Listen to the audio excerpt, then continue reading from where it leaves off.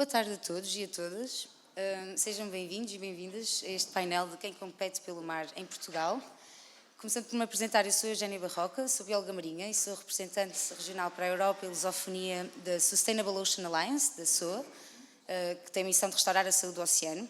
Estamos aqui hoje para discutir um painel nesta incrível cidade do zero, que eu desde já quero agradecer pelo convite e a organização, mas para trazermos um bocadinho do mar, que no fundo é o nosso regulador de clima, não é? O que nos permite ajudar, dado este aumento das alterações climáticas que estamos a viver.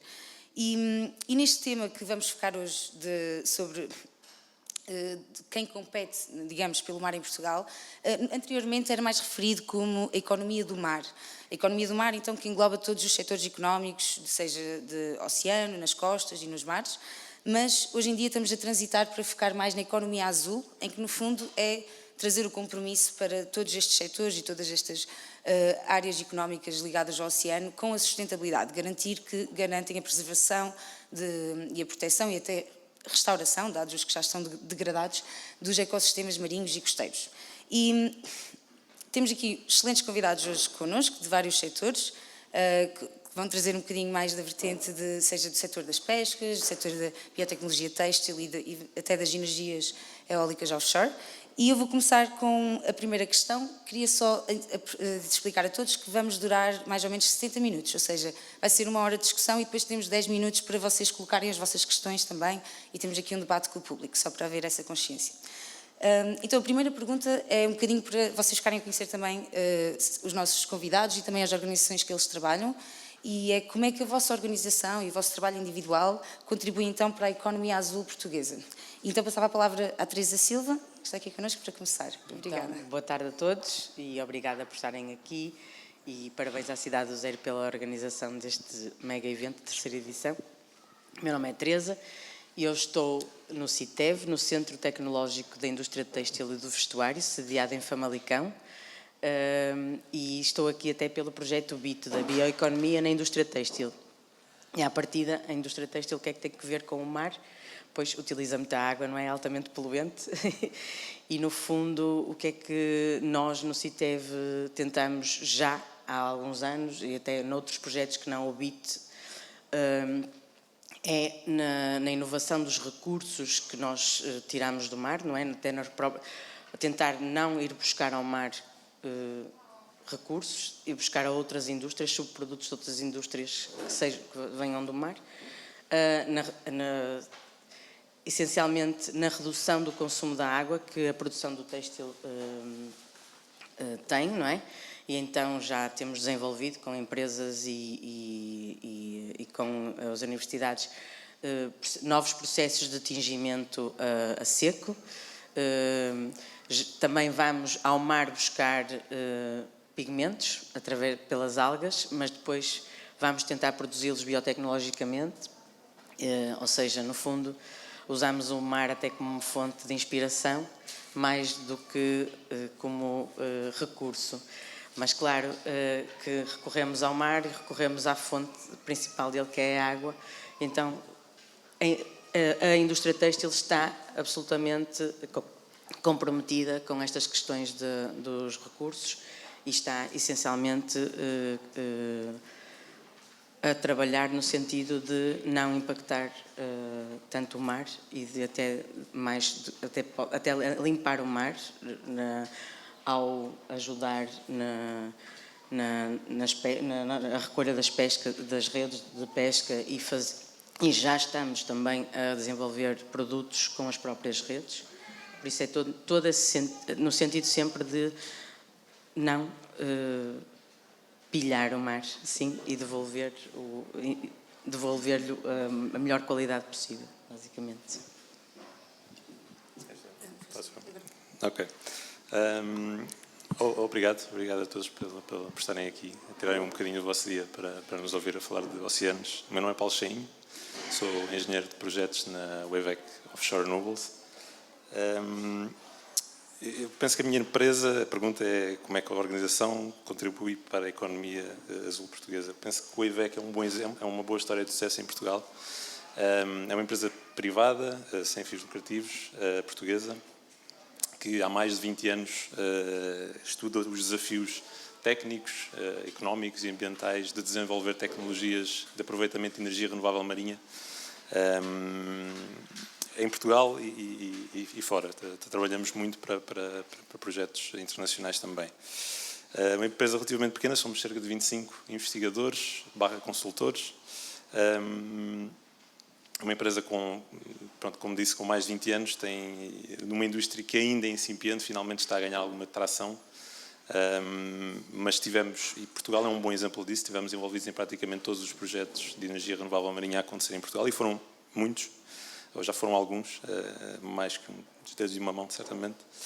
E só para dar exemplo de dois deles, ambos estão neste momento instalados na costa portuguesa a injetar energia renovável marinha na rede pública.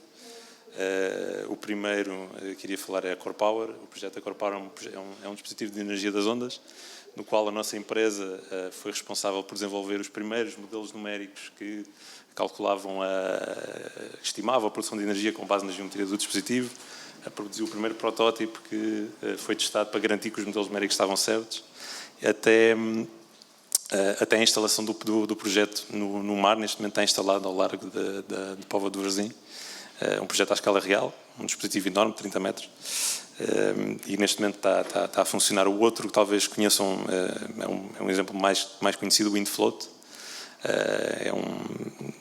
É um projeto pioneiro à escala global.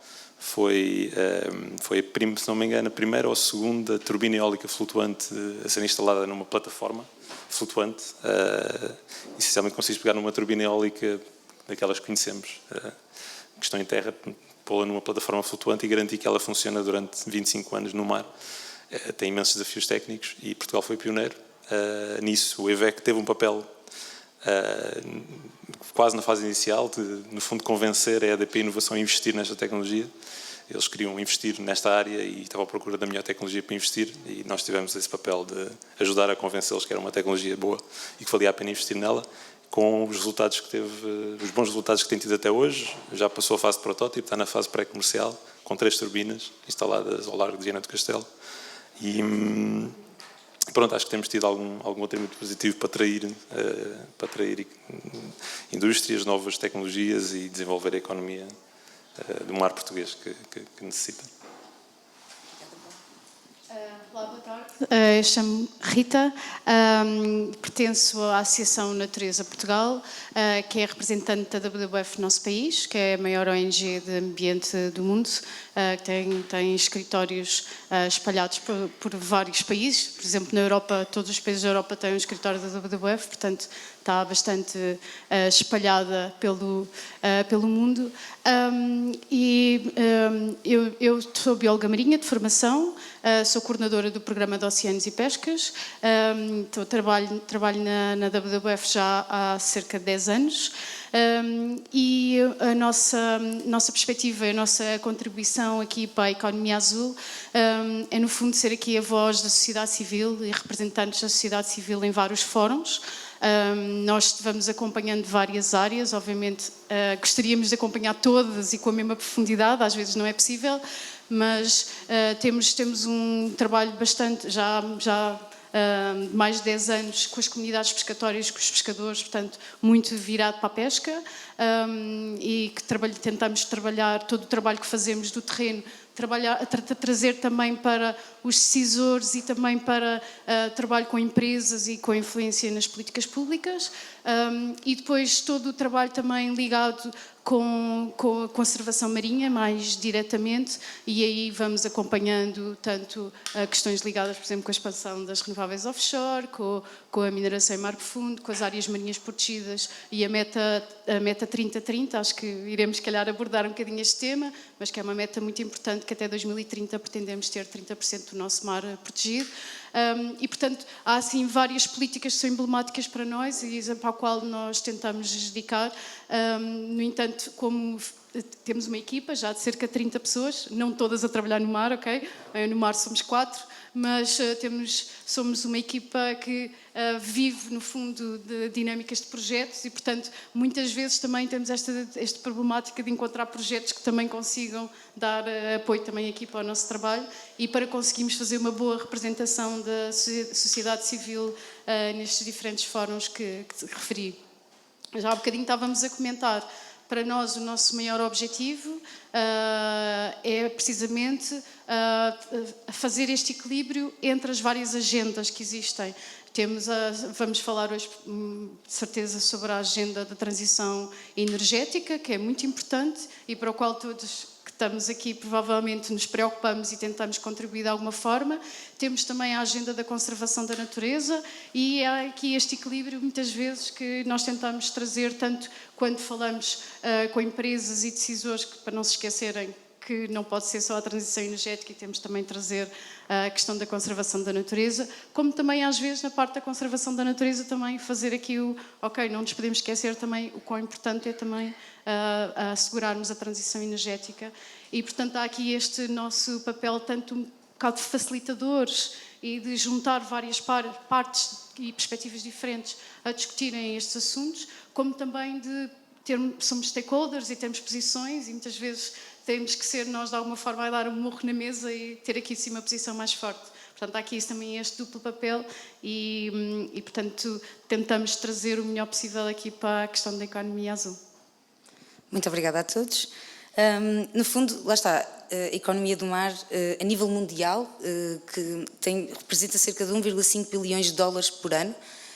E para ser honesta, não consigo encontrar assim, o valor específico, sem ambiguidades, a nível nacional, porque o que eu mais encontrei é que ainda há um grande potencial de expansão da economia azul, desculpem, corrigindo o que eu disse, da economia azul, porque lá está, até há pouco tempo, a nível nacional, focávamos mais na economia do mar, sem esta aliança e compromisso com a sustentabilidade, que agora se está a integrar em todos os setores.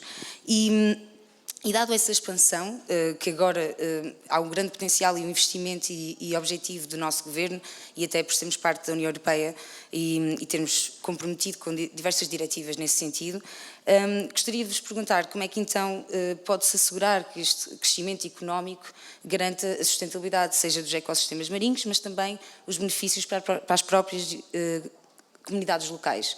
E assim um balanço também, digamos, entre o que é que já houve de conquistas, digamos, positivas na indústria, não é? Dos vários setores que representam e quais foram os obstáculos também encontrados, principalmente no alinhamento da Agenda 2030 das Nações Unidas, com os vários objetivos de desenvolvimento sustentável que temos agora para atingir em pouco mais de 5 anos, não é? Que estamos quase a chegar. E passava a palavra novamente à Rita. Sim. Se calhar, acho que seria importante se calhar dar um exemplo concreto, até de uma iniciativa que nós temos estado a desenvolver já há cerca de 10 anos e que acho que é um dos grandes focos que a WWF tem posto na parte marinha e que nós temos tentado trazer para Portugal e eu digo com orgulho, com algum sucesso. Então nós temos tentado trazer para Portugal um novo paradigma da gestão dos recursos marinhos, que é a cogestão das pescas, e que no fundo tenta, a gestão dos recursos marinhos deixa de ser de cima para baixo, em que deixa de ser o Estado a impor todas as regras e passa a ser de baixo para cima, em que todas as partes interessadas à mesa, vá lá, em sentido figurativo, tomam decisões em conjunto, com diferentes perspectivas e diferentes interesses, muito baseado no consenso, portanto, que é muito importante para trabalhar em conjunto.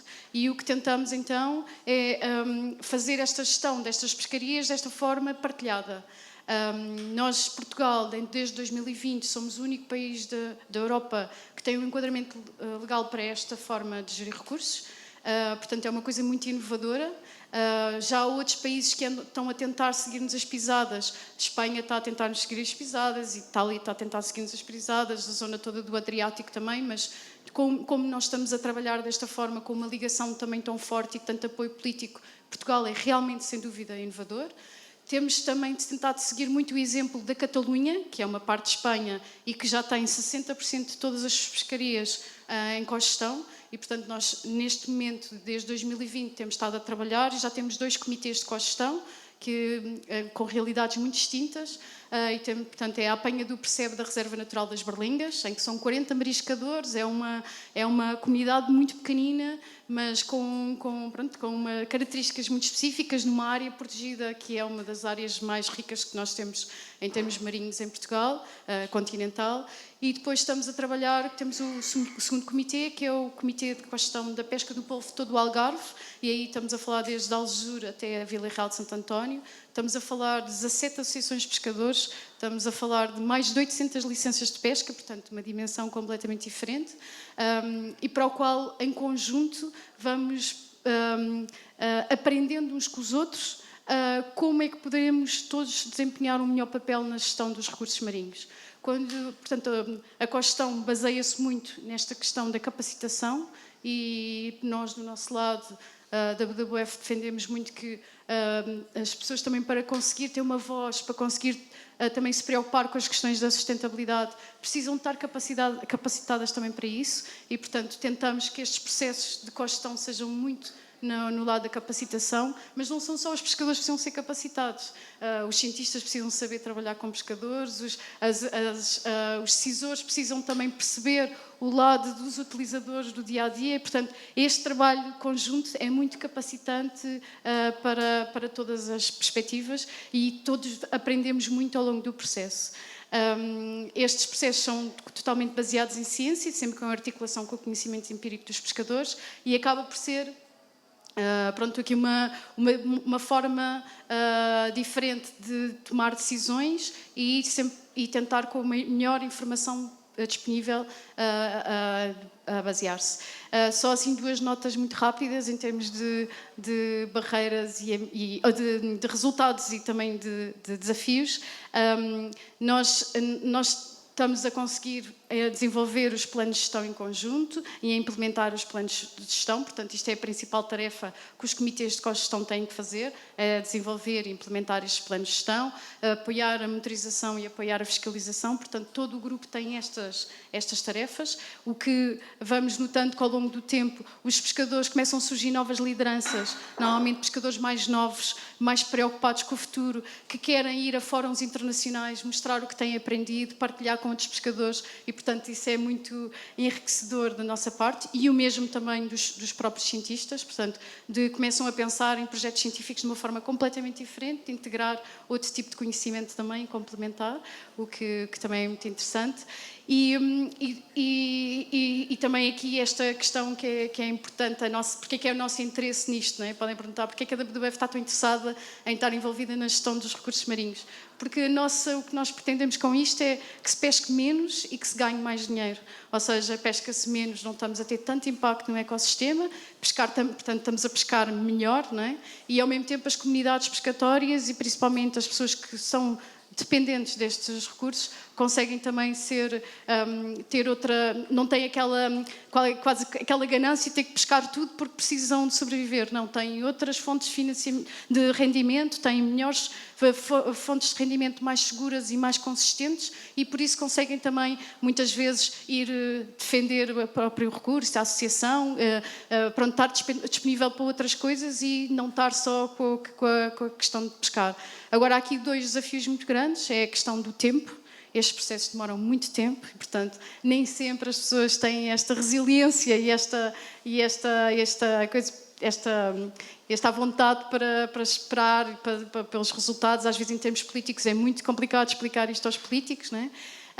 E depois também temos toda a parte do financiamento, por acaso já tinha referido há bocadinho o financiamento, mas também esta parte do financiamento que é, no fundo, estamos aqui a fazer um pouco este trabalho, não nos estamos a substituir ao Estado, porque o Estado faz parte do grupo, mas de alguma forma o Estado também precisa de assegurar que a monitorização é bem feita, que as pessoas têm dinheiro para se deslocar a reuniões, que é possível organizar as reuniões, o trabalho todo das pessoas estão envolvidas nisto, não é? E também é um desafio bastante grande que estamos a ter neste momento. Mas acho que é um exemplo bastante interessante da parte de trabalho de ligação com as comunidades para a economia azul. Não, exatamente. E por parte de uma organização que foca os jovens líderes do oceano, fico feliz dessa perspectiva de haver cada vez mais jovens pescadores a defenderem o próprio ambiente também. Agora, convidava a Teresa a também partilhar. Sim, eu estou aqui, não é, no setor têxtil, a indústria normalmente é o papão, não é, o que vai tirar tudo e nunca conseguimos combinar muito bem estas questões da sustentabilidade com a indústria, mas não. E só para vos dizer, a indústria neste momento, a sustentabilidade nunca vem sozinha, vai ter que vir aliada à inovação e à circularidade. E aqui estamos sempre no mesmo comprimento de onda, porque a empresa quer produto novo, quer soluções novas, porque o consumidor está a pedir soluções novas e a empresa tem pressa de conseguir essas soluções, e o CITEV, o Centro Tecnológico, como promotor, como mediador, vai combinar o saber empírico da universidade com o saber fazer da indústria e vai tentar responder à indústria, dar ferramentas à indústria para ela ter essas soluções inovadoras, ter os materiais biodegradáveis, ter o pigmento natural, ter as bioferrinas que podem vir da pesca, não é? E toda a cascata que a bioferrina implica, que depois podemos vir ter montes de sobreprodutos de um setor primário que podem ser aplicados na indústria. E depois há bocado estava outra sala aqui a falar sobre inovação e uma empresa, a Tintex, que é parceira do BIT, do nosso projeto, o Pedro estava a falar e estava a dizer nós temos aquela meta, queremos fazer uma coisa que gaste menos água, que lá está um acabamento a seco, e depois queremos patentear, porque depois queremos dizer que fomos os primeiros e temos esse orgulho, mas depois demora muitos anos a conseguir a patente, mas baseámos-nos na fé, porque nós acreditamos, porque nós queremos, e isto é tudo feito na fé. E depois eu penso assim, isto não é tão diferente da academia, muitas vezes, não é? Baseámos-nos todos na fé de conseguir aquele resultado e de pensar assim, eu estou a fazer melhor, eu não estou a impactar tanto, eu vou conseguir que isto circule e que depois o meu substrato, aquele tinto que eu não gastar, eu até vou conseguir acabá-lo noutro substrato têxtil até de outra qualidade para outro fim. Porque nós, quando pensamos têxteis, pensamos que só naquilo que vestimos, mas muitas vezes está no automóvel, está no transporte, está em todo lado, na realidade, até está na esponja de lavar a louça e depois podemos pensar assim, pois isto tudo tem cores diferentes da natureza e o mar também tem cores diferentes. Está tudo interligado e começa-se a pensar numa coisa, eu vou pensar num material alternativo, a própria desenvolvermos tecnologias, fazer fio novo de uma fibra que é o cânhamo, que utilizamos no tempo dos descobrimentos, e dizemos, porque é que vamos querer o cânhamo em detrimento do algodão, que é a fibra premium da indústria? Porquê? Porque o cânhamo requer muito menos água do que o algodão. Pronto, e gente, já estamos a trabalhar em economia azul, certo? Não tem nada... É só isto, são questões destas, tudo na realidade está interligado.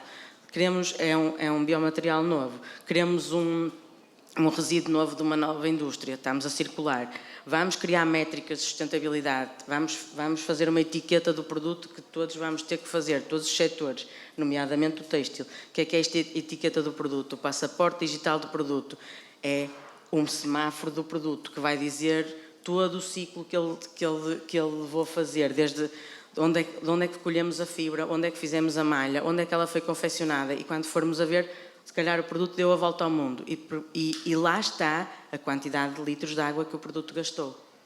E o consumidor vai saber e se estiver interessado vai querer escolher um produto mais sustentável. Por isso, tudo isto, no fundo, acaba por ser economia azul, certo?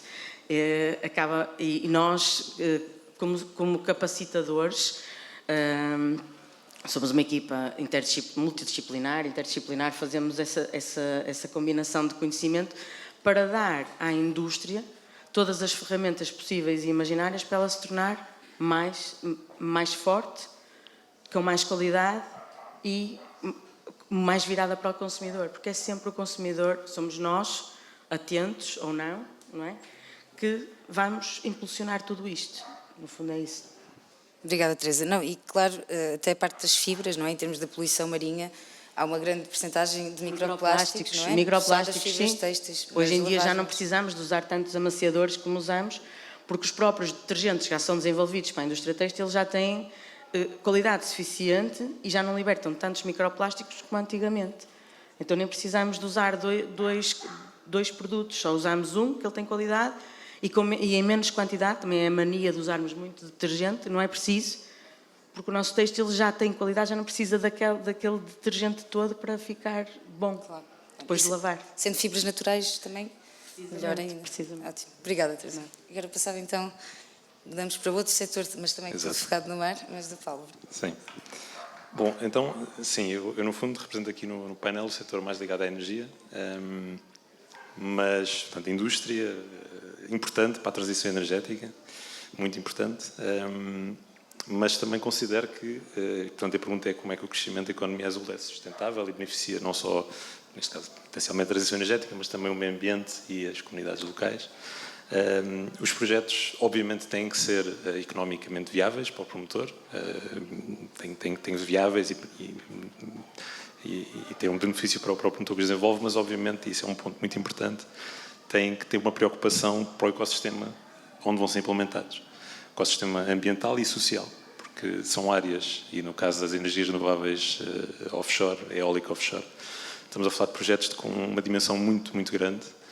Para terem noção, não sei se têm ideia, mas estamos perto de promover uma iniciativa dos leilões eólico offshore em Portugal, com valores perto dos 2 gigawatts, que se correspondem aproximadamente entre 100 a 150 turbinas eólicas a serem instaladas ao largo da costa portuguesa. O leilão será, muito potencialmente, ainda este ano, no início do próximo ano. A construção destes parques será feita, idealmente, até 2030. Provavelmente vai ser um pouco mais longo que isso, mas são projetos de grande dimensão. As turbinas têm, desde o leito, desde a linha de água até ao topo da pá, têm cerca de 300 metros de altura. Custam mais ou menos a altura de uma torre Eiffel, portanto estamos a falar de 150 torres Eiffels. Bem, exato. A flutuar ao largo da costa portuguesa. A distância entre elas tipicamente anda à volta de 1 km, que é a distância mais ou menos que torna os projetos viáveis economicamente, por causa dos efeitos de esteira e a parte mais técnica, mas, portanto, ocupa uma área muito significativa. E é preciso conhecer quais são os impactos que estes projetos têm na zona onde vão ser implementados. Nós, no IVEC, temos uma equipa de ambiente que estuda exatamente estes mesmos impactos. Estive envolvida, como disse anteriormente, nós estivemos envolvidos no desenvolvimento dos protótipos e na fase pré-comercial, os que existem atualmente. E esse trabalho tem sido feito ao longo dos últimos 10 anos já, com conhecimento adquirido não só pela nossa empresa, mas por outras. E estes impactos têm mesmo que ser estudados. Posso dar 2 ou 3 exemplos relativamente aos benefícios ambientais ou impactos ambientais dos benefícios, depende do ponto de vista, o impacto da comunidade local também. Este tipo de plataformas, quando é instalada, são plataformas de uma dimensão bastante grande, acabam porque a consequência, isto seria explicado melhor pela equipa de ambiente do que por mim, mas eu vou tentar fazer o melhor, acabam por se transformar em recifes naturais. São plataformas muito grandes, que vão estar durante mais de 25 anos, possivelmente, no mar, e vão-se naturalmente tornar recifes artificiais, que naturalmente vão se tornar atrativos para a biodiversidade. Vai haver um crescimento de biodiversidade à volta delas, aumento de população da vida marinha, peixes, etc. Isto, aparentemente, é um impacto que poderia ser identificado como um impacto positivo, mas o que a equipa de ambiente diz a maior parte das vezes é que isto não é só aparentemente, porque existe um impacto relativo ao ecossistema que existia anteriormente.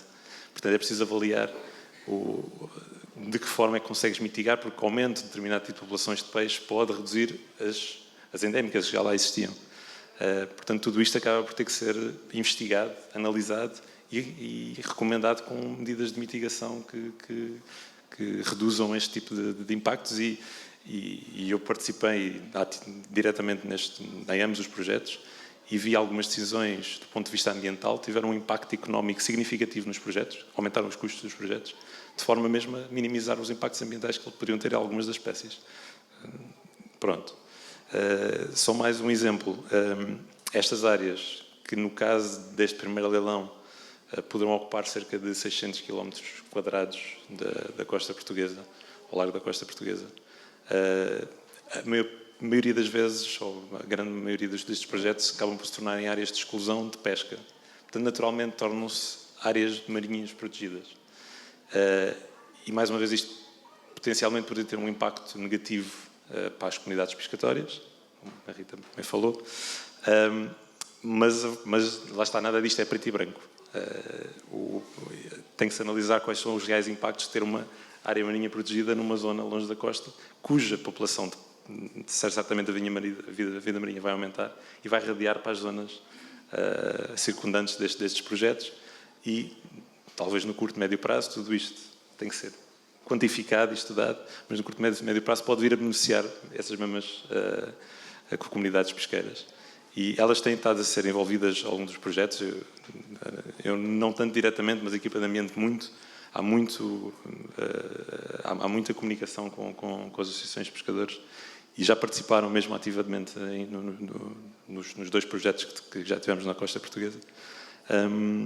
Portanto, se posso resumir, é que nada disto é, como disse, preto e branco. Tudo isto tem que ser analisado ao talho e muitas vezes a melhor solução está alguns no cinzento. Obrigada, Paulo. Se calhar vou só fazer assim um parênteses no sentido de áreas marinhas protegidas depende do nível de proteção, pronto, é assim um bocadinho ambíguo estar a dizer essa afirmação, na minha opinião, como bióloga, não é? Mas sim, eu acho que uns impactos também que eu gostava de ter ouvido, parte da poluição, não é? Para os cetáceos da poluição sonora, acho que é um dos impactos mais debatidos. Mas acho que é exatamente o que estava aqui a ser falado, tem de haver este jogo com as comunidades locais, não é? Pescatórias dos vários setores económicos e mantendo a agenda de conservação para conseguirmos avançar, que às vezes tem um impacto económico, não é? Na vossa escolha. Podes, sim. Nós estamos com tempo, nós estamos a fazer as coisas mais rápidas. Ok. Então, só assim 2 apontamentos. Sendo que, como começamos a referir no início, as ONGs, obviamente, que apoiam a transição energética e, obviamente, que percebemos que a expansão para as renováveis offshore é algo que, à partida, terá que acontecer, não é? Pronto. Agora, há aqui, por exemplo, a questão das áreas marinhas protegidas. Para serem criadas áreas marinhas protegidas, o seu objetivo tem que ser de conservação da natureza, e que não é esse o caso, não é? É para a produção de energia. Portanto, o que é que se pode... Isto é uma discussão que tem havido em muitos fóruns internacionais. Existem outras medidas eficazes de conservação, que são áreas que por alguma razão têm interdição de atividades humanas e que indiretamente podem favorecer a conservação da natureza e que eventualmente essas áreas podem serem contabilizadas para a Metra 3030. Isto vem muito principalmente dos povos indígenas no Pacífico e no Índico, em que, por exemplo, às vezes tem uma ilha que é fechada às pessoas porque é uma ilha sagrada e como ninguém lá vai, ninguém pesca, não sei o que, acaba por ser importante a conservação da natureza. Então a forma de se contabilizar estas áreas na Meta 3030 foi criando esta figura e agora, passando isto para o mundo ocidental, está-se a tentar perceber o que é que isto significa e que áreas é que podem eventualmente ser contabilizadas, e há muito esta discussão se as renováveis offshore poderão ser contabilizadas ou não, porque tem muitos impactos, principalmente nas aves marinhas. Portanto, a maior discussão é sempre se vai mais para a esquerda ou para a direita, porque tem corredores de migração de aves marinhas. E, portanto, aqui nós podemos dizer, ok, é um sítio de agregação de outras espécies. Pode ser importante em termos de conservação, ou não? É preciso haver estudos, porque muitas vezes pode estar a atrair e tirar as espécies de outros sítios. Portanto, isso não é linear. Portanto, é preciso ter estudos. E depois essa agregação de espécies, para quais às vezes até são alimento de aves marinhas, até pode ser mau porque está a atrair as aves marinhas e até, portanto, é algo que tem que se estudar muito. Nós em Portugal, eventualmente, os nossos parques eólicos serão exatamente em zonas de migração. Nós temos outros países que no norte da Europa, que tem o parque eólico em zonas de fiordes, as zonas mais abrigadas, e que se calhar não é tão complicado.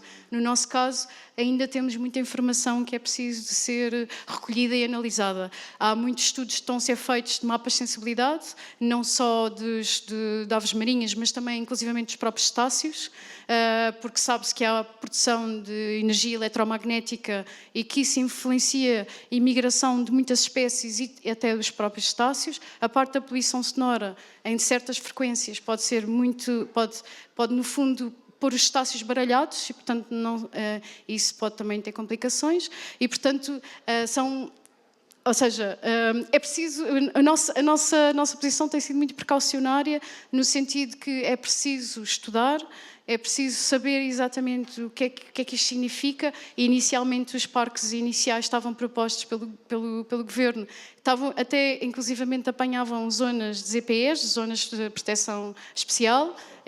Depois já vamos para aí no terceiro ou quarto mapa, não é? Pronto, portanto temos evoluído bastante. Portanto, há aqui realmente pronto, há muito desconhecimento ainda. Pronto, portanto precisamos mesmo. Pronto, desculpa, Teresa. Obrigada, Rita. Deixa o Paulo responder. Se conseguires em 2 minutos era perfeito. Sim. Não, acho que sim. Pronto, acho que mais ou menos acabamos por estar, de certa forma, alinhados. Eu concordo, acho que o que falta é estudar estas coisas e há muito desconhecimento no mar português em geral. E nós notamos, só para dar 2 exemplos, respondo diretamente a uma questão que levantaste. Nós tivemos há pouco tempo que fazer o levantamento da geofísica e geotécnica da Zona Livre Tecnológica de Viana do Castelo, que é uma zona larga, uma zona relativamente pequena, 4 km², e contactámos o Instituto Hidrográfico para fazer esse levantamento, que basicamente caracteriza o solo marinho em termos de sedimentos, como é que é a geografia, os relevos, etc. E no fim do estudo, foi um estudo feito, muito bem feito pelo Instituto Hidrográfico, devo dizer, mas fiquei surpreendido por eles me dizerem que não existe este nível de conhecimento da costa portuguesa em praticamente mais lado nenhum. Portanto, há um desconhecimento enorme e, no fundo, este tipo de projetos que canalizam investimentos de grande volume podem trazer investimento também para este lado, para o lado de conhecer, que é a parte mais importante. Porque só se pode tomar decisões coerentes quando se conhece. E eu tive contacto indireto, porque não trabalho na equipa de ambiente, eles poderiam dizer melhor que eu, mas toda a questão das migrações das aves, nomeadamente do projeto Wind for the Atlantic e do estudo dos mamíferos marinhos, observação de cetáceos, etc., tudo isso foi contemplado e tem sido feito, foi obrigado a ser contratado e tem sido feito esse trabalho. O exemplo que dava há bocado sobre o impacto,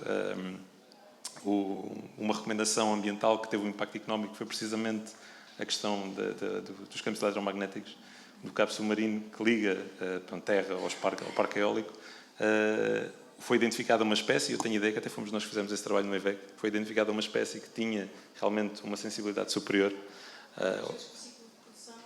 Exatamente, portanto, já não me lembro exatamente dos detalhes, mas havia esse impacto. E era uma espécie que até não era muito frequente naquela zona, mas tinha sido identificada ou avistada. E obrigou a que o cabo tivesse sido enterrado a uma zona muito mais profunda, em vez de 2 metros, que já foi a 3 ou 4 ou 5, e nas zonas onde não podia ser, teve que ser coberto com uma rocha. Isto teve um impacto económico, e eu lembro-me em reuniões de a malta mais de engenharia que estava bastante chateada com aquilo, mas é mesmo assim. Portanto, é isto. Obrigada. E pegando exatamente na frase que disseste, que lá está, o conhecimento é essencial, não é? O conhecimento científico. Vamos agora passar para uma região do oceano, que é o mar profundo, que é toda a área do oceano abaixo dos 200 metros de profundidade, e falar de uma atividade económica que ainda não existe, ou seja, ainda não está ativa, mas já tem aumentado o interesse económico nesta atividade, que é a mineração em mar profundo. E quando eu digo abaixo dos 200 metros, normalmente estas atividades de mineração, a pretensão que têm as empresas que querem começá-la é a milhares de metros de profundidade, seja a 3.000, 4.000, 5.000, seja noutra realidade. A questão é que O mar profundo é o maior bioma do nosso planeta e é o do qual nós conhecemos menos. Nós temos mais conhecimento sobre o planeta Marte e sobre a nossa própria Lua do que sobre a maior área da nossa casa, do nosso planeta azul, do nosso planeta Terra. Há muitos debates de qual é a porcentagem de conhecimento que temos. Pronto, há cerca de menos de 1%. Pronto, depois há muitos debates nisto, maior porcentagem em termos dos fundos mapeados. Mas pronto, não chega definitivamente aos 10% e muita gente diz que até é menos de 1%.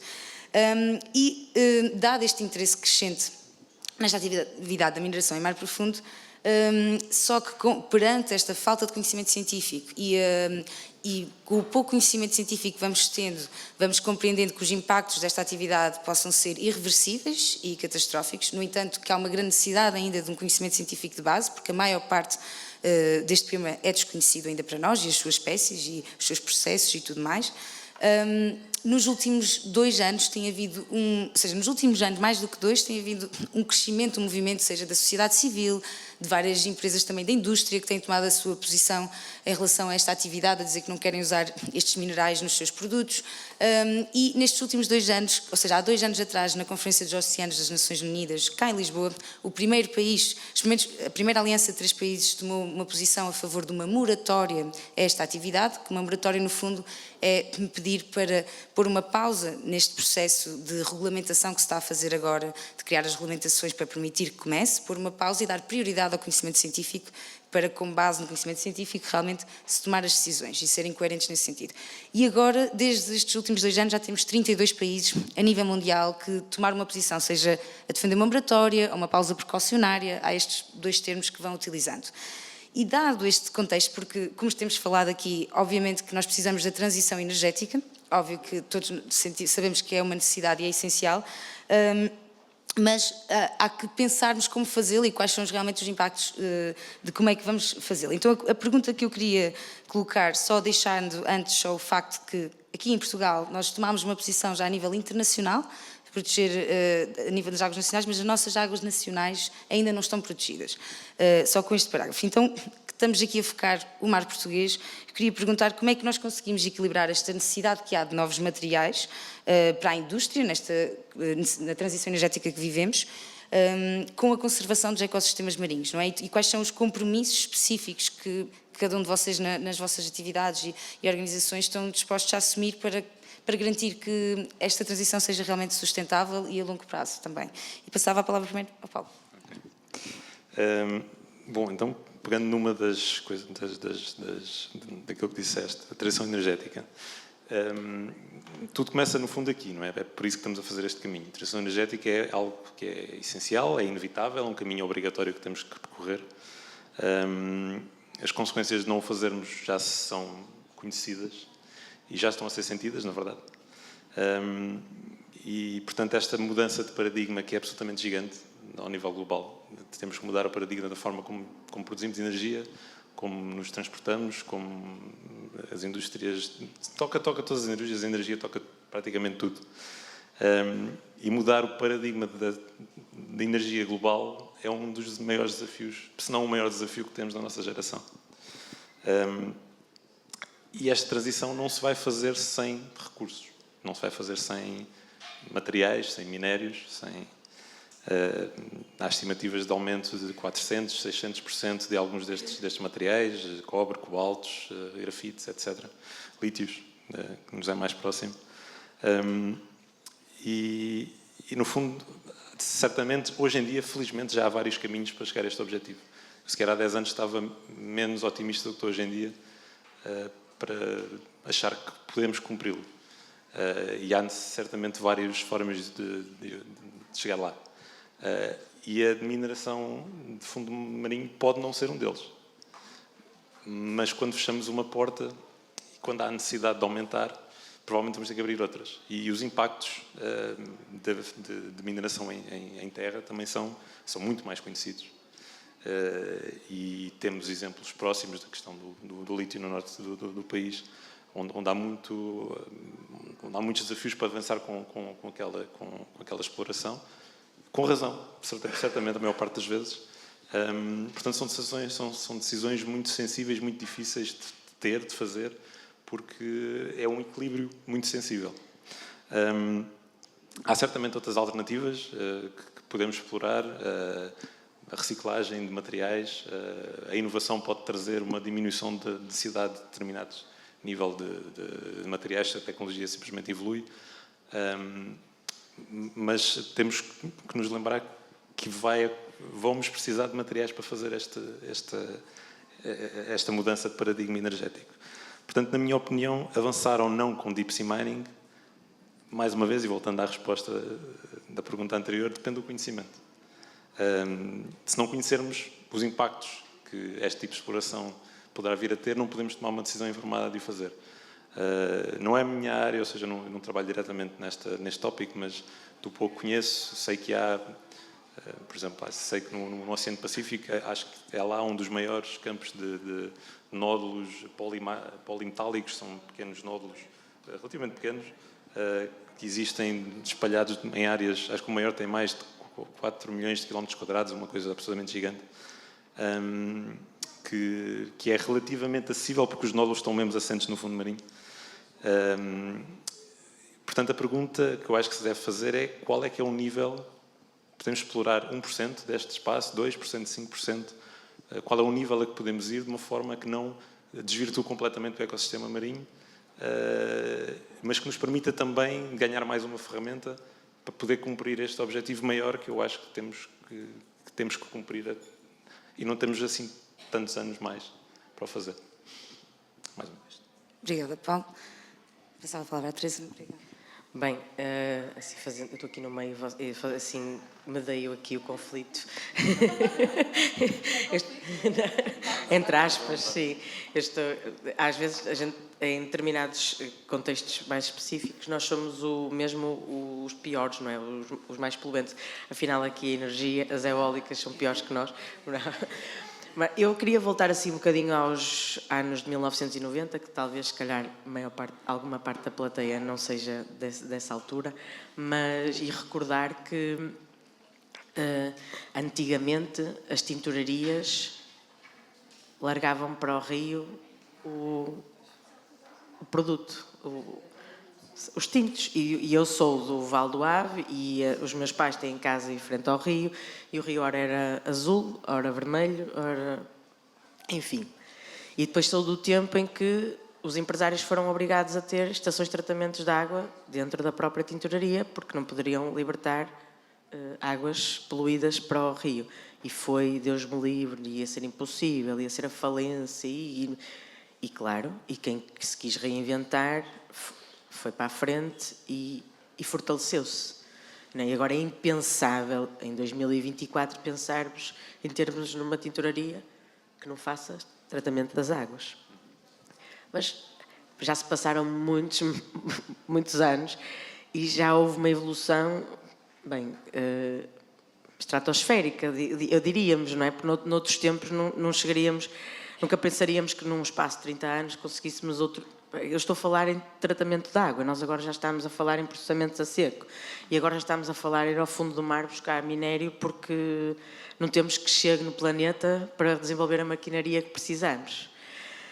Aqui já ponho a minha perspectiva otimista e vem a qual é do Lavoisier, não é? Nós temos de ter a matéria, não é? Ela há de estar aí e há de se transformar e se calhar a perspectiva é... Queria mais que a perspectiva fosse a reciclagem, não é? A transformação da matéria numa matéria nova e em vez de irmos lá abaixo, claro, eu não acho que fechar portas à prospecção, não, mas sim, também, claro, não temos conhecimento para saber se vamos explorar 1%, meio por cento, 0,05%, o que for, e se vamos lá com uma sonda fazer uma biópsia, se fosse possível, não é? E ver o que é que lá está, não dá. Mas pensar que em termos de setor têxtil e de vestuário, vamos tentar transformar a nossa, e mesmo na própria empresa, desenvolvimento de nova maquinaria, recorrer a outro tipo de recurso que não a exploração do fundo do mar. Mas também tenho a esperança de encontrar lá o pigmento preto, que é o que nos falta. E depois de... Exato, e depois de cultivar a alga em aquicultura, não é? E de forma sustentável, certo, termos lá o pigmento preto. Pronto, tenho essa esperança, por isso se vocês forem lá, levem essa. Bem, não, fora de brincadeiras, também podemos tentar já a nanotecnologia, não é? E já há soluções nanotecnológicas que já estão a apoiar outras indústrias da energia, como as baterias. Por isso, talvez, pode ser por aí o caminho. E não ir ao mar, não sei. Vamos sentar-nos todos à mesa, não é? E dizer, eu sei disto, eu sei daquilo. No fundo, é isto que os desafios da governação requerem. É sentar os saberes fazer, não é? Porque muitas vezes sabemos porque estudamos, sabemos porque fazemos, sabemos porque estamos a comprar, todos sabemos, não é? De alguma forma, de lado. Sim, mas por aí. Muito obrigada, Teresa. Rita. Então, este tema é um tema que nós temos trabalhado em conjunto com a SOA, nós a ANP e com a CIENA, portanto somos 3 ONGs que temos trabalhado ativamente neste tema desde que começou a ser mais falado em Portugal e começou a haver interesses económicos fazer exploração e mineração em mar profundo em Portugal, nomeadamente na zona dos Açores.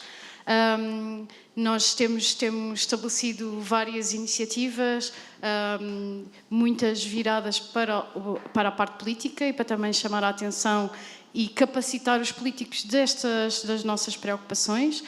Já fizemos um evento na Assembleia da República, também fizemos um evento no Faial, com o envolvimento de muita gente dos Açores, e inclusivamente entregámos uma petição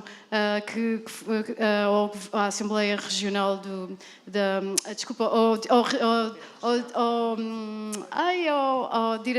o Secretário Regional, ao Secretário Regional dos Assuntos do Mar, sim, porque há esta coisa que é o Diretor Regional e o Secretário Regional, estou sempre a confundir, peço desculpa.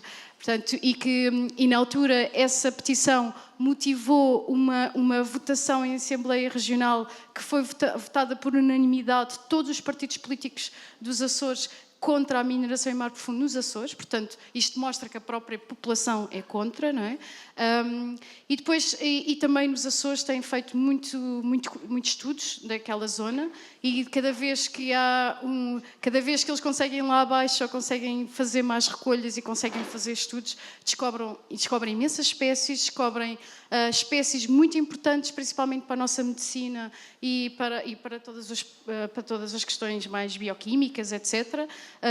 Estão a ser desenvolvidas uma série de ideias baseadas nessas descobertas. Nós não sabemos até que ponto é que a humanidade é dependente dos processos geoquímicos que são efetuados no mar profundo, e daí também este nosso receio, não é? Se houver alterações nos processos geoquímicos que lá existem, o que é que isso depois tem de impacto para cima e para todas as pessoas, que obviamente ninguém vive naquelas profundidades, e vivem outros seres, não humanos, mas, e portanto, o que é que impactos é que isso poderá ter? E aqui temos impactos que, a partir se espera que sejam diretos tanto ao nível da pesca como ao nível do turismo. Portanto, isto é o que se sabe também, é o que se espera que possa eventualmente acontecer, e, portanto, todas estas questões nos levam a pedir uma moratória que implica haver mais conhecimento científico. Aliás, outra questão importante, que é uma das questões que também se tem debatido agora também nos fóruns internacionais, e a Eugénia sabe mais disso que eu, que tem acompanhado bastante diretamente e pessoalmente essas reuniões, mas que é o investimento que é necessário fazer para a mineração em mar profundo.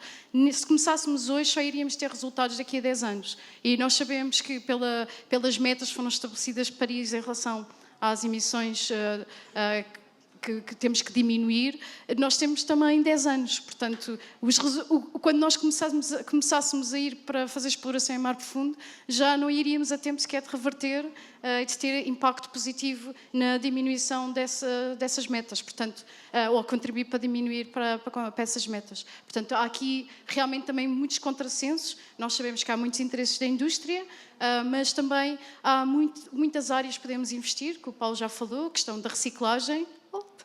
A questão da reciclagem, sabemos que há muitos produtos que contêm estes metais que são deitados fora telemóveis, computadores, baterias, e, portanto, poderiam-se utilizar esses minérios tem que se desenvolver tecnologia para se conseguir meter outra vez no sistema, na tal circularidade que também estavas a falar há pouco, e já há indústrias que estão a conseguir desenvolver tecnologia para realmente diminuir a necessidade da procura destes minérios. A indústria automóvel tem sido das indústrias que têm conseguido dar mais avanços a esse nível, mas há muitas outras, nomeadamente na questão da produção de energia, que obviamente que está também toda a gente a tentar trabalhar para estar ao menos dependente destes minérios. Portanto, se formos olhando para estes processos que estão a acontecer em paralelo, será que faz sentido nós, se calhar, pela primeira vez, como uma humanidade, temos a capacidade de impedir um processo que sabemos que pode ser negativo para todos nós? E que, se calhar, as vantagens, se calhar, não são assim tantas como podemos procurar outros caminhos, não é? Temos outras alternativas. E, portanto, como humanidade, nós, se calhar, temos a capacidade de dizer nós não queremos ter este impacto e não queremos ter um impacto tão grande na natureza que nos possa impactar a nós, à nossa vida, mas também a tudo o que nos rodeia. E, portanto, acho que é realmente também, se calhar, esse pensamento que nós temos que ter, e acho que é um bocado isto que nos move, não é, Jânia? Exatamente, muito obrigada a todos. Agora vamos para a última pergunta, para depois termos a oportunidade de fazer aqui um diálogo com todos aqui presentes também. Então a última pergunta é mais, primeiro, focar um bocadinho mais como é que Portugal, em termos de políticas e governação, ou seja, ir para esta vertente, pode realmente equilibrar as necessidades dos diferentes setores no espaço marítimo e quais são as perspectivas para o futuro do mar português. No fundo, darmos uma perspectiva não só do presente, mas no futuro como é que vem, pode a economia azul realmente evoluir e serão os próximos passos. E... Passava a palavra para a Teresa, exatamente. Então, bem, no fundo, vamos dizer o que a Rita já disse, e o Paulo também, mas o grande desafio é sentar à mesa, e o grande desafio é juntar os setores todos. E ainda agora estavas a dar o exemplo do setor automóvel, e o setor automóvel também, aliado ao setor têxtil, também já está a revestir as suas portas, em vez de têxtil produzido de propósito para a porta, já está a fazer biocompósitos, ou seja, já está a misturar resíduos de outras indústrias com fibra têxtil, a fazer um composto, um género, é uma esferovite quase, para pôr na porta do carro, para dar aerodinâmica ao próprio carro. E essa mesma esferovite já está a ser posta também em telhados, em paredes. E isto, porquê? Porque as indústrias se assentam. E, no fundo, e na governação é a mesma coisa. E no cumprimento das metas a mesma coisa. E nós andamos sempre muito atrás das metas e nunca à frente. Não é? Nós não somos nós. Claro, a União Europeia ou a Organização Mundial põem as metas, estabelecem os objetivos. E nós vamos atrás, numa de resolver o problema, mas temos que nos focar na solução, em vez do problema. E ao focarmos na solução, se nós tivéssemos sempre esta perspectiva de focar na solução, nós estávamos a estabelecer nós as metas, a dizer, não, eu não quero em 2030 ter menos 30% de consumo de água, eu quero em 2030 ter 50% menos consumo de água. E para além de... E lá está, isto impacta logo também o ecossistema do mar e da terra, claro, obviamente, porque está tudo ligado. No fundo, é não irmos atrás, é dizermos, ontem já era tarde, vamos nos sentar todos, vamos perceber o que é que estamos a fazer, para onde é que queremos ir, certo? E definir o caminho. E não é responsabilidade do governo, não é responsabilidade... Não temos essas muito... Claro, porque o governo também... Na indústria têxtil, o governo, ou melhor, os fundos, têm uma componente muito pesada, porque, no fundo, ajudam a promover. Está aqui uma ajuda para vocês se modernizarem, para a indústria se modernizar. Mas os fundos, muitas vezes, estão anunciados, mas não chegam. E a indústria é obrigada a pedir financiamento. E depois os fundos não chegam. E depois, depende da empresa, se tem mais capacidade, se não tem tanta capacidade, e depois às vezes até pode perder a vontade. No fundo é quase como nós, não é? Há pessoas que criam as condições para, não é? E outras que estão à espera que as condições lhes sejam dadas. No fundo lá está, é juntar quem tem mais força, e é sempre aliada à força económica, mas ter uma dinâmica de interligação para conseguirmos que isto não seja enviesado, no sentido do interesse, não é? Do determinado interesse. Só podemos inovar e só podemos renovar e só podemos valorizar o recurso se nos empoderarmos a todos. E esse empoderamento, muitas vezes, não é só económico, também é de aliança. E eu acho que é mesmo aí, não dizermos, eu sou do setor das energias, estou ali num cantinho, no outro cantinho está o setor do... Aconteceu muito com a academia. A academia, não é, ganha força quando vem para a sociedade. E vem para a sociedade como? Vem através da indústria, ou através dos centros de capacitação, certo? Por isso, no fundo, é o mundo ideal que todos queríamos, e parece que às vezes estou aqui a falar numa utopia, mas não é assim tão difícil porque os projetos já estão aí. E se já estão aí, o BIT, por exemplo, tem 56 parceiros.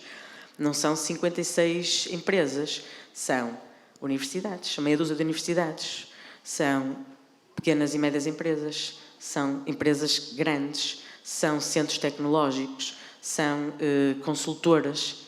É todo um universo. Por isso o ideal era que fossem... Começou numa agenda mobilizadora chamada GATEX e transpôs-se, porque os objetivos não são todos cumpridos, não. Estabelecemos novos objetivos e queremos mais, e depois fazemos coisas diferentes, coisas novas e acrescentamos mais objetivos. No fundo, a carga nunca é quase como um processo de... Nós acabamos a escola, nós não ficamos a saber tudo, nós ficamos com mais perguntas. Isto nunca acaba. Nós queremos mais. No fundo, só assim, só querendo mais, só abrindo a janela, só deixando o ar passar. Obrigada, Teresa. Então, da nossa perspectiva de economia azul para Portugal, e pegando também aqui no que a Teresa disse, sem dúvida que é muito importante continuarmos este trabalho de capacitação.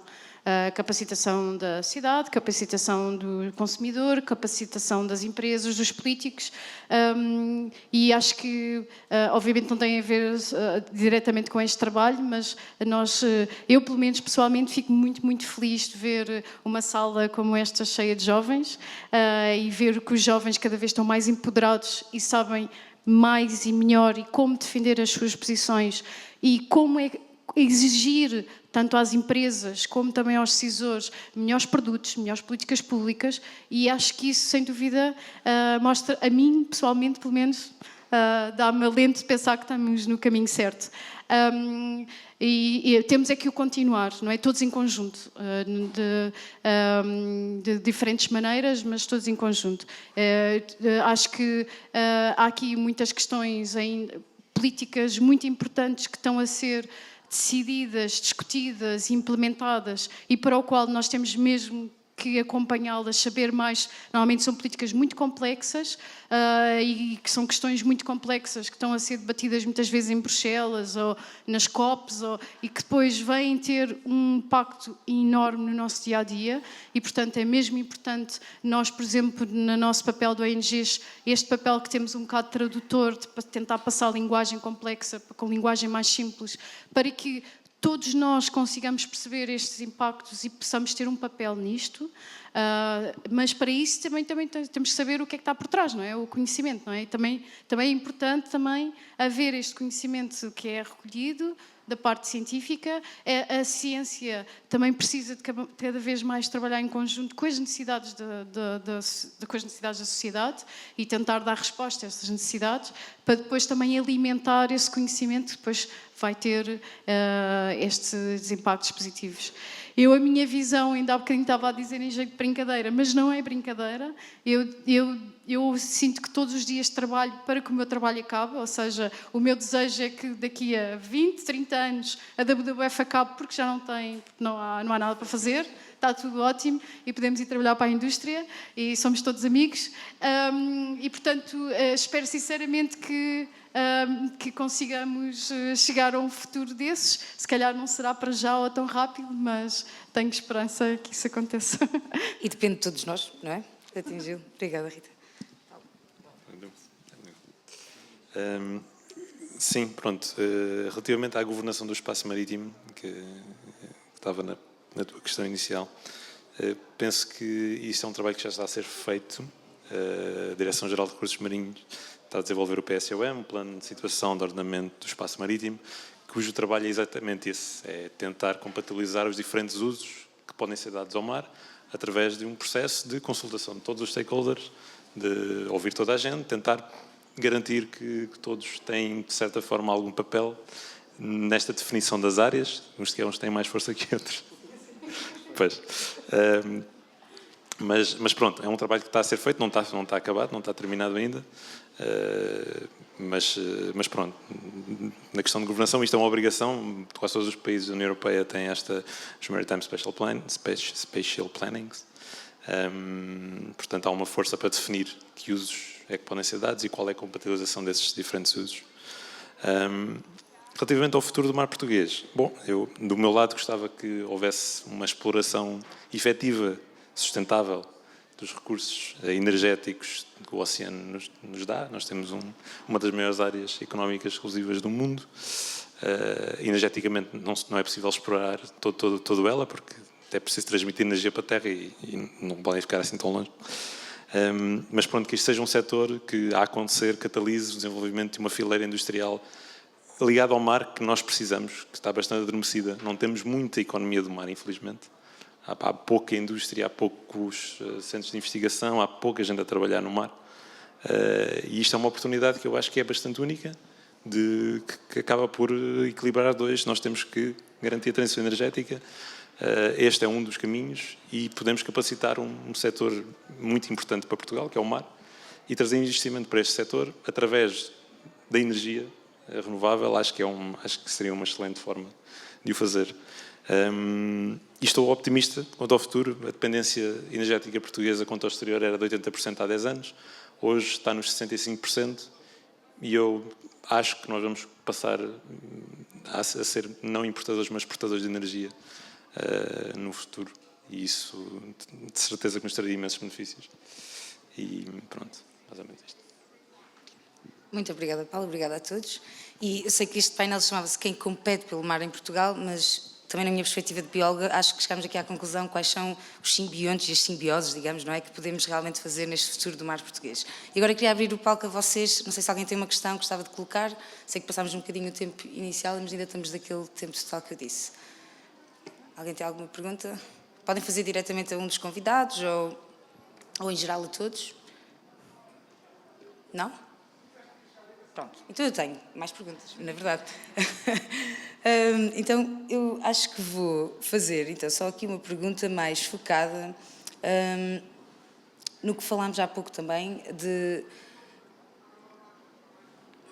se calhar, lá está, da gente mergulhar mais em detalhe nas comunidades locais e na integração destes diversos setores, nas mesmas áreas, e se calhar até, eu gostava, já que estamos em Portugal, de focar o caso de Viana do Castelo, os pescadores de Viana do Castelo, que acho que muita gente deve ter ouvido nas notícias, acho que isso é algo positivo, não sei se o Paulo e a Rita, não sei, quem tiver um conhecimento pudesse partilhar nesse sentido.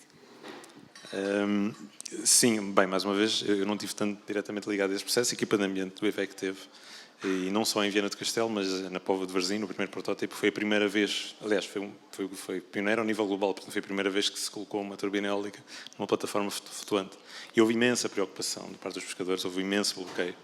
Eu acho que foi um processo que foi feito com tempo, muita insistência do lado deles, que eu acho que bem. Acho que as pessoas isto normalmente são dois polos, não é? Há um polo que puxa mais pela parte de desenvolvimento da tecnologia e de avanço nesta área, e é importante que as vozes sejam ouvidas, e eu acho que é importante haver uma democracia que permita que as diferentes vozes sejam ouvidas e não obrigue que as coisas aconteçam. E ainda bem que o temos, às vezes de uma forma deficitária, mas temos, e foi muito óbvio, tanto em Viana do Castelo como na Póvoa de Varzim, a importância que os pescadores tiveram em bloquear alguns avanços e a garantir que tinham alguma voz. E eu não sei exatamente todas as consequências que tiveram, sei que eles estiveram envolvidos na fase de construção, foram contratados diretamente para apoiar várias várias atividades que foram desenvolvidas durante a fase de construção. Mas, portanto, sim, ouvir a comunidade local é por demais importante. Bem, queria dar um exemplo que não tem a ver com este. Eu não trabalho tanto com comunidades no Norte, infelizmente. Espero vir a trabalhar em breve, mas trabalho mais de Peniche para baixo. Mas tenho uma história que acho que é interessante e que mostra aqui um bocadinho como trabalhar em conjunto com as comunidades muda a forma de se ver estas questões. Nós, no processo participativo que tivemos para o Comitê de Cogestão da Pesca do Polvo do Algarve, uma das coisas que nós pretendíamos era fazer seguimento em tempo real da pesca. Quem conhece alguns pescadores ou as comunidades pescatórias sabe que os pescadores nunca querem dizer onde é que andam a pescar e nunca querem passar essa informação. E, portanto, nós tínhamos 60 aparelhos para pôr a bordo das embarcações e foi um processo um pouco difícil, até conseguimos instalar os 60 ao longo do Algarve, mas para conseguirmos então ter essa informação e conseguimos então em tempo real ver onde é que eles andam e tentar perceber quais são os melhores bancos de pesca, porque o desconhecimento é tal que, apesar da pesca do polvo ser uma das pescas mais importantes de Portugal, nós nem sabemos onde é que eles pescam. Portanto, só para verem o nível de desconhecimento que nós vivemos atualmente, que depois tem consequências óbvias na gestão. Pronto, então nós conseguimos instalar estes 60 GPS, a muito custo, mas conseguimos.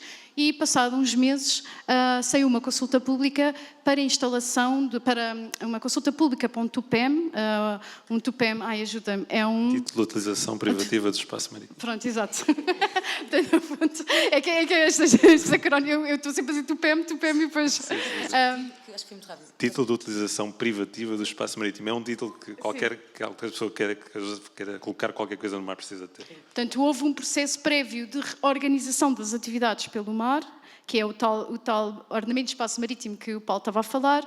Nesse ordenamento, no fundo, diz a pesca-se aqui, faz a aquacultura aqui, pode-se vir a fazer a expansão offshore aqui. Portanto, há já, tanto para atividades que já existem como para atividades emergentes, e tinha nessa definição das atividades, tinha-se localizado potenciais áreas da aquacultura. Na altura que se foi feita essa definição de áreas, não havia qualquer informação ao estado dos bancos de pesca e, portanto, foram definidas áreas de aquacultura sem se saber se aquela área era importante para a pesca ou não. Então, os pescadores que trabalhavam connosco vieram-nos pedir: nós precisamos responder a esta consulta pública, aquela área que querem pôr a aquacultura é o sítio onde nós pescamos, é o sítio que nós passamos sempre. Não podem pôr aqui uma aquacultura, porque a partir do momento que há uma aquacultura, eles deixam de poder pescar ali, não é?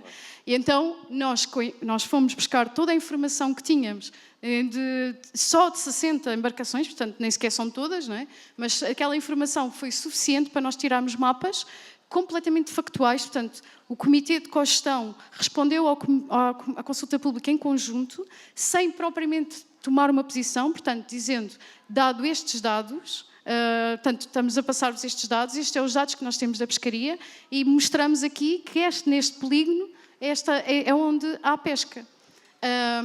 E na altura os pescadores ficaram super agradecidos porque conseguimos mostrar isto à Secretaria de Estado das Pescas, que fez com que a aquacultura não avançasse no local. Os pescadores ficaram super agradecidos e agora andam sempre atrás de nós a pedirem-nos: não tem mais GPS?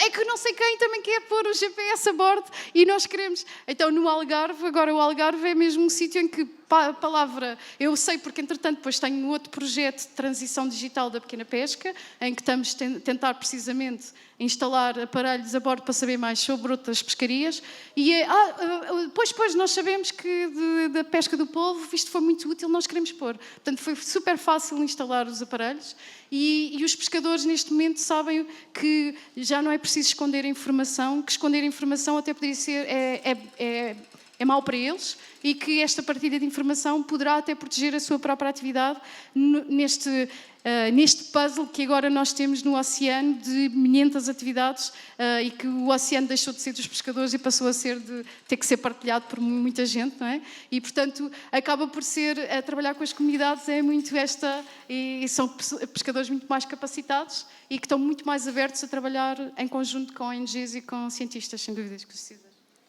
Sim, no seguimento disso, só dar as duas notas. Isso foi o gatilho para eles se inovarem. No fundo, têm geolocalização da sua local da pesca. imaginem, no naufrágio são mais facilmente localizados, porque muitas vezes têm aparelhos artesanais que deixam de funcionar em determinadas alturas. E isto para nós também era ideal, porque muitas vezes eu queria ver um dia próximo uma empresa nossa, têxtil, conseguir dos pescadores a informação onde é que deixou as redes. Porque não são só as redes que deixam... Pois, exatamente, é ter lá para depois podermos criar uma simbiose do género de a empresa que quer as redes vai pagar ao pescador a rede que ele vai fornecer danificada. E depois, mas temos que ter a precaução de não tornar isto... De não tornar isto um negócio atrativo para o pescador, porque é ele danificar a própria rede para depois valorizar o seu recurso. Exatamente, pois é preciso ter esse cuidado, porque acontece isso, porque nós não queremos aumentar o resíduo, nunca queremos aumentar a energia que gastamos, estamos sempre no sentido de reduzir a energia. Nós temos barreiras legais na questão da valorização do resíduo, e a rede de pesca é só um exemplo, exatamente por causa disso, porque isso pode ser um promotor do aumento da produção de resíduo, e não é isso que se quer. Ou seja, tem que haver métricas, dizer, este pescador danificava X e agora não pode danificar X mais Y, tem que danificar X menos Y, não é? Tem que danificar menos. E até pode a indústria consertar-lhe as redes e dar-lhe redes renovadas, não é? Fazer um upcycling à própria rede. E isso ele já não vai precisar de gastar novos materiais, porque é tudo sintético. Não vamos inventar a roda, é tudo sintético, por isso a via é sempre o reciclar, o renovar ou o reparar, certo? Mas assim, esse GPS dava muito jeito também para outras soluções, para outros problemas. Muito obrigada a todos e muito obrigada a todos vocês também que estiveram aqui connosco. Desculpem um bocadinho mais do que eu vos tinha avisado inicialmente dos 70 minutos, mas obrigada por terem continuado e por terem feito este mergulho connosco. E continuem a desfrutar.